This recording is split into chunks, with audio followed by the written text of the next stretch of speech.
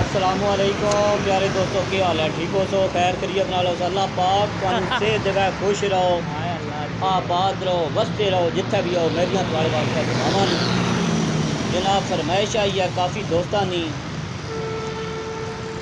جنہاں دا نام ہے جناب ذوالفقار صاحب، علی اکبر، سائی سلیم، دائم سلیم علی، سائی اسماعیل، ذیشان صاحب، اویس صاحب، مصطفیٰ صاحب، علی حمزہ آفیشل پراوانی نظر ہوتا ہے جناب، سب دوستاں دی نظر ہوتا ہے جناب۔ شیر ہے، اللہ پاک سارے نوں عزتاں دے، خوش رہن، آباد رہن، حال مقیم بحرین۔ تمام دوست جناب بحرین چاہنے اس وقت تے اے انہاں دیاں محبتاں تے چاہتاں، اللہ پاک انہاں نوں عزتاں دے، خوش رہن، آباد رہن، بستے رہن۔ سنو شیر۔ او دنیا والو سنو ایک عرض میری،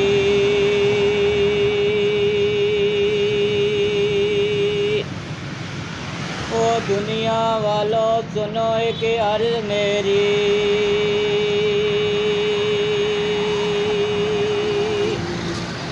کہ میری بخشش لئی صدا دعا کرنا،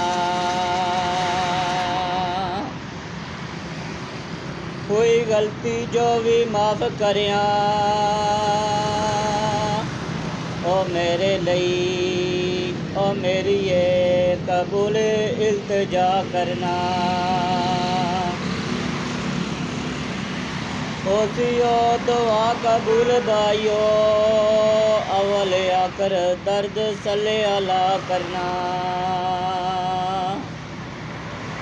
او بھی کم تساں دا ہاتھ اٹھانا، تاریخ سے مرضی مالک نی معاف خطا کرنا، اے مرضی مالک نی معاف خطا کرنا۔ تمام دوستو لو یو ہو گیا تواڈے نالو، اللہ پاک تانوں عزتاں دے، خوش رہو، آباد رہو، وستے رہو،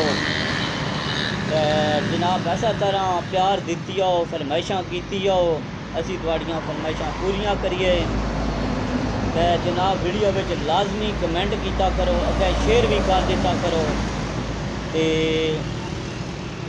اس واسطے تواڈا بہت بہت شکریہ ہے جڑا تسی اتنا سانوں پیار دینے ہو، محبتاں چاہتاں، بس دنیا تے یہ کچھ ہے، پیار محبت ہی۔ ہوں تواڈے کولوں اجازت منگنا، لو یو ہو گیا دوستو، اللہ حافظ۔